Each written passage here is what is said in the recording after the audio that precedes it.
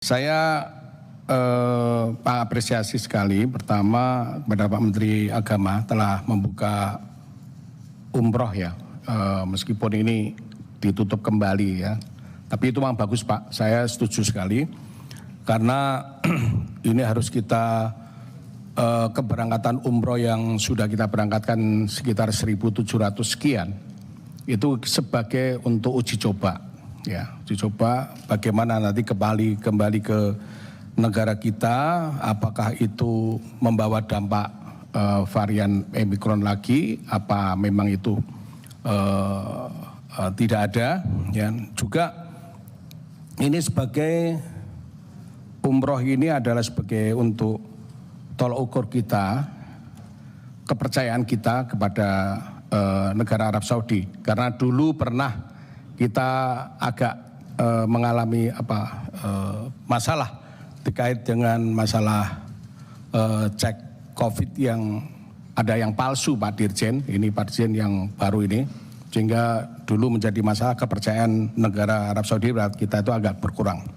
Ya, jadi ini bagus.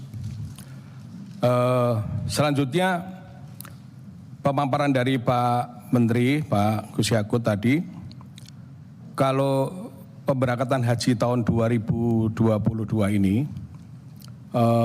memang ada beberapa 3 opsi ya, penuh dan separuh atau kita seperempat dari kuota yang ada ya.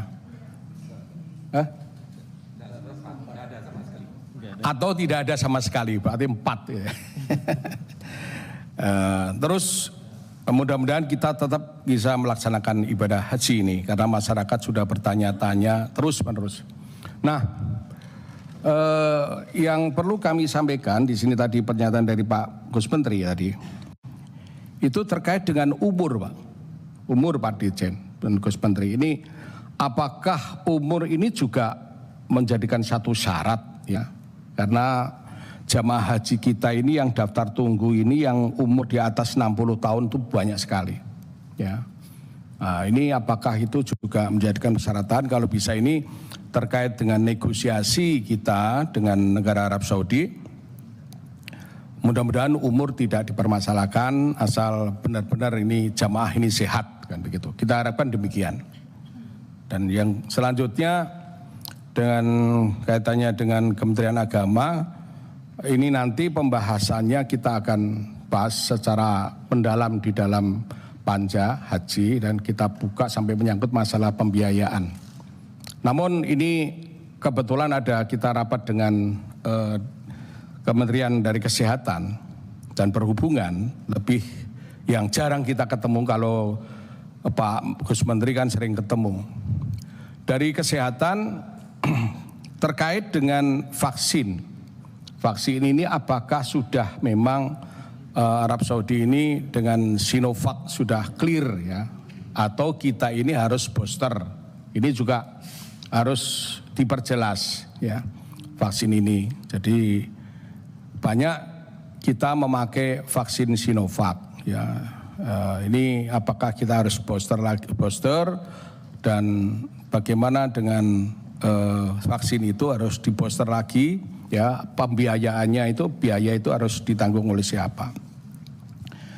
Yang juga dengan Kementerian Kesehatan kaitannya dengan pembiayaan haji yang adanya pandemi COVID ini hal yang terbaru, belum pernah dibicarakan di Komisi 8 dan beberapa pemberangkatan yang sebelumnya sebelum tahun 2020 ya. Ini kami kemarin dalam panja itu haji dulu waktu kita pembahasan masalah anggaran pembiayaan masalah haji ya, menyangkut masalah kesehatan. Kita sepakat dalam panja itu mendapatkan jawaban dari Kementerian Kesehatan bahwa ini ditanggung oleh pemerintah. Apakah ini nanti juga demikian ditanggung oleh pemerintah? Karena jamaah haji ini terus terang sudah menanggung biaya yang cukup besar. Dulu dalam pembahasan dan dalam panja itu cukup alot dulu kan.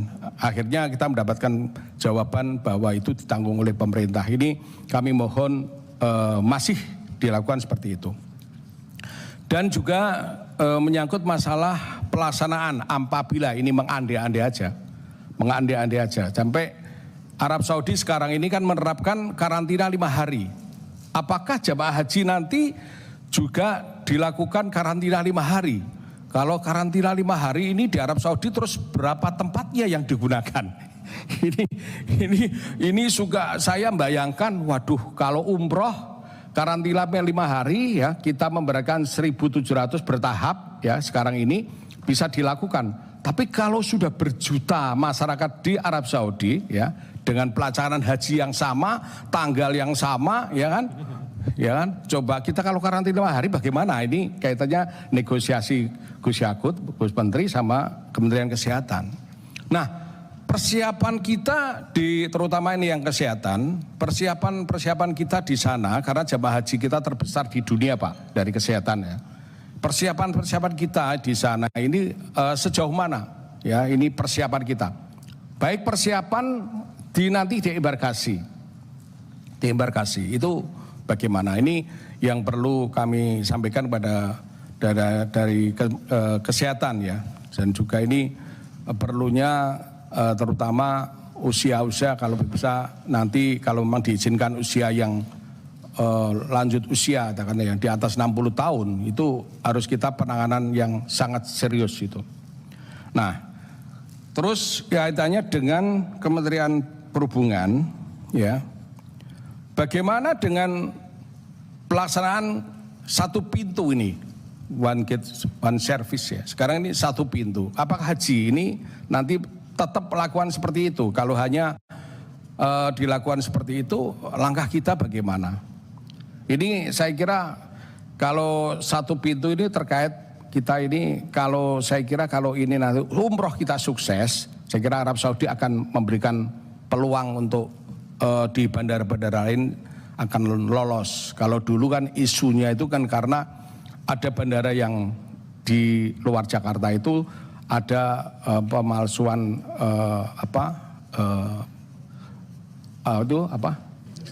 PCR ya. PCR itu seperti itu. Nah ini mudah-mudahan kita lolos.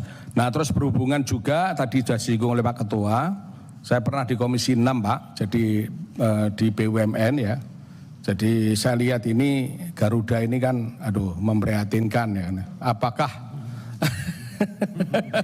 beda dengan saya 5 tahun 2014-2019 di Komisi 6 ini memprihatinkan sekarang ini ya. Sampai ini pesawat sekarang ini naik pesawat itu harus lihat benar-benar jadwal waktu. Ada pesawat apa enggak gitu. Katakan Pak Bukhari itu kalau berangkat ke Semarang itu kadang-kadang dia naik mobil Pak. Karena pesawatnya enggak nentu. Kadang-kadang udah beli tiket itu tiketnya katanya udah dibeli pesawatnya enggak ada. Ini kan begitu. Dan nah ini mohon ini kaitannya Garuda kepastiannya. Jadi nanti segera kalau memang Garuda pesawatnya sudah terbatas, ya kita nanti Komisi 6 segera untuk memberikan masukan kepada pemerintah mencarikan alternatif lain, pesawat-pesawat yang lain, pesawat sewa dari negara-negara lain kan begitu. Saya kira begitu pimpinan, terima kasih. Wallahul muwaffiq ila aqwamit thoriq. Wassalamualaikum warahmatullahi wabarakatuh. Assalamualaikum warahmatullahi wabarakatuh. Terima kasih Pak Abdul Wahid.